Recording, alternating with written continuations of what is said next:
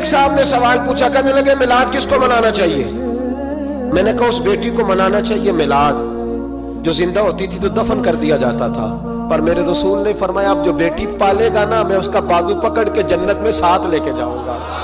میں نے کہا میلاد اس ماں کو منانا چاہیے جس کا بیٹا گلے میں رسی ڈال کے ماں کو منڈی میں بیچ آتا تھا۔ میرے مصطفیٰ کریم نے فرمایا جنت 7 آسمانے کے اوپر سدرۃ المنتہا کے پاس تھی، پر میں نے وہاں سے کھینچ کے لا کے ماں کے قدموں کے نیچے رکھ دی ہے۔ میلاد اس باپ کو منانا چاہیے جس کی اولاد ڈنڈوں سے مارتی تھی، پر رسول کریم علیہ السلام نے فرمایا سن لو سن لو سن لو، اب جس کا ابا راضی ہوگا اسی کا اللہ راضی ہوگا۔ میں نے کہا میلاد اس غریب کو منانا چاہیے جو بھینس کی طرح بکری کی طرح منڈی میں بکتا تھا، پر مصطفیٰ نے کالے رنگ والے حبشی غلام کو سینے سے لگا کے کہا غریبوں کو چھوٹا نہ سمجھنا، میں اللہ کا رسول جب جنت میں جاؤں گا تو آگے بھی غریب ہوں گے، پیچھے بھی غریب ہوں گے، دائیں بھی غریب ہوں گے، بائیں بھی غریب ہوں گے۔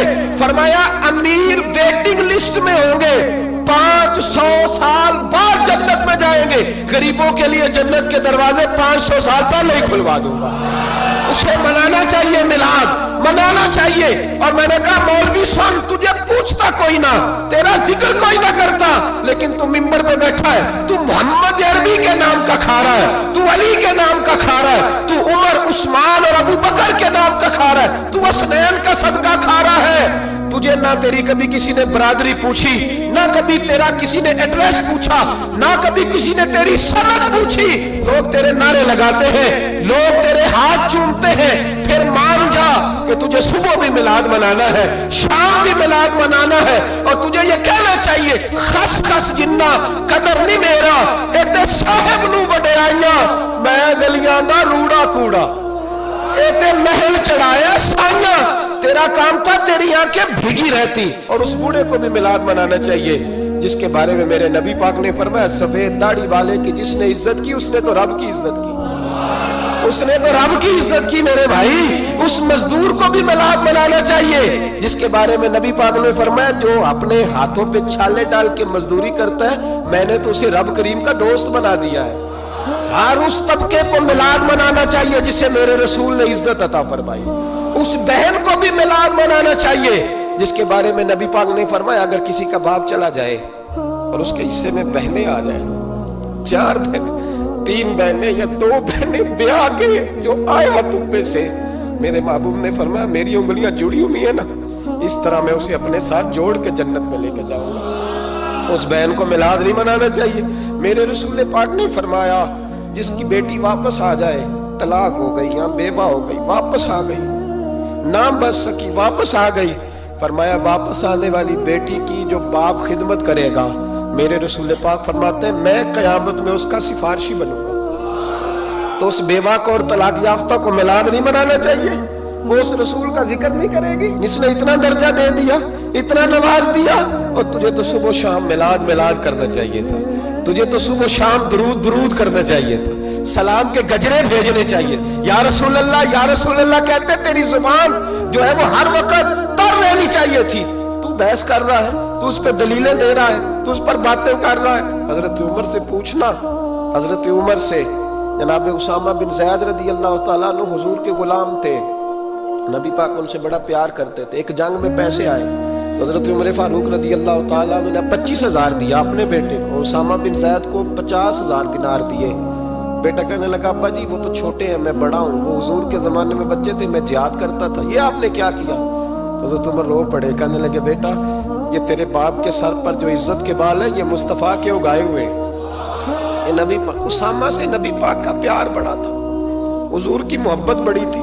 بیٹا اس کے ناک سے رینٹ نکلتی تھی تو رسول پاک اپنے ہاتھوں سے صاف کر دیتے تھے، حضور اس کو گود میں بٹھاتے تھے، میں کیسے بھول جاؤں رسول پاک کے احسانات کیسے۔ حضرت عمر جا رہے تھے تو مکے کے رستے میں ایک تنا آیا، کھجور کا خشک تنا، حضرت عمر نے اس کو بازوؤں میں لے کے رونا شروع کر دیا۔